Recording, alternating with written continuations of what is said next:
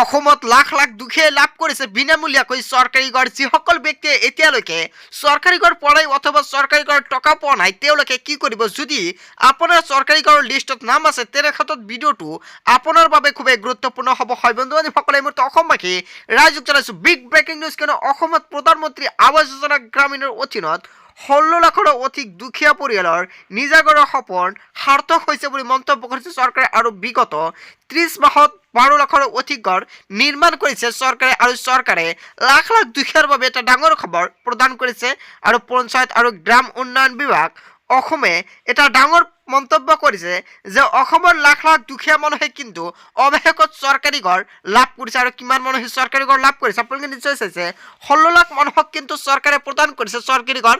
বন্ধু বান্ধৱীসকল, ইয়াৰ ভিতৰত আপোনাৰ চৰকাৰী ঘৰৰ লিষ্টত নামটো আছিলে নে? যদি আপোনালোকৰ চৰকাৰী ঘৰৰ লিষ্টত নামটো আছিলে, আপুনি চৰকাৰী ঘৰটো পাইছে নে নাই? যদি আপুনি পোৱা নাই তেনে ক্ষেত্ৰত নিশ্চয় আপুনি কমেণ্টত জনাব। লগতে কোনটো জনৰ ঘৰৰ টকা আপুনি পোৱা নাই সেয়াও আপুনি কমেণ্টৰ জৰিয়তে মেনশ্যন কৰি জনাব। চাওক, পঞ্চায়ত আৰু গ্ৰাম উন্নয়ন বিভাগ অসমে সকলোৰে বাবে আৱাস গৃহ সুনিশ্চিত কৰাৰ লক্ষ্য পূৰণৰ পথত এইবাৰ দৃঢ়তাৰে আগবাঢ়িছে। আৰু প্ৰধানমন্ত্ৰী আৱাস যোজনা গ্ৰামীণৰ অধীনত অসমত 16 লাখৰো অধিক গৃহ নিৰ্মাণ হ'ল বুলি মন্তব্য কৰিছে অৱশেষত চৰকাৰৰ তৰফৰ পৰা। আৰু ইয়াৰ ভিতৰত বিগত 30 মাহৰ ৰাজ্যখনত 12 লাখৰো অধিক গৃহ নিৰ্মাণ সম্পন্ন কৰা হৈছে।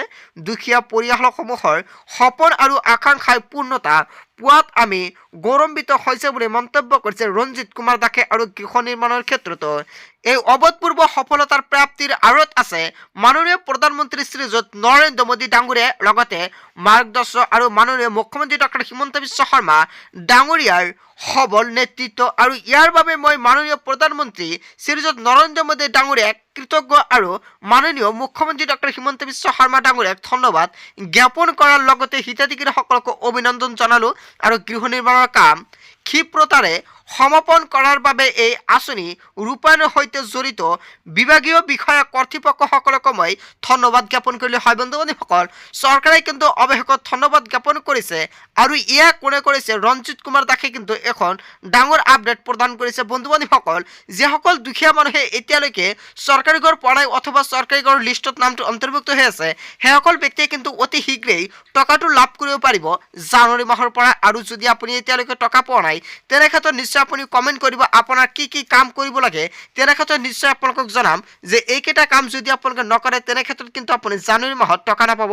হয় বন্ধু বান্ধৱীসকল, আজিৰ মূল ভিডিঅ'খনত আপোনালোকক এইখিনি সৰু এটা ইনফৰমেশ্যন দিবলগীয়া আছিলে। ভিডিঅ'টি ভাল লাগিলে লাইক কমেণ্ট শ্বেয়াৰ কৰিব। আৰু যদি এতিয়ালৈকে চেনেলটি ছাবস্ক্ৰাইব কৰে তেন্তে এনেকুৱা নতুন নতুন ইনফৰমেটিভ তথা হেল্পফুল ভিডিঅ' পাবলৈ হ'লে চেনেলটি ছাবস্ক্ৰাইব কৰিবলৈ নাপাহৰিব। সো থেংক ইউ ফৰ ৱাচিং ফুল ভিডিঅ'।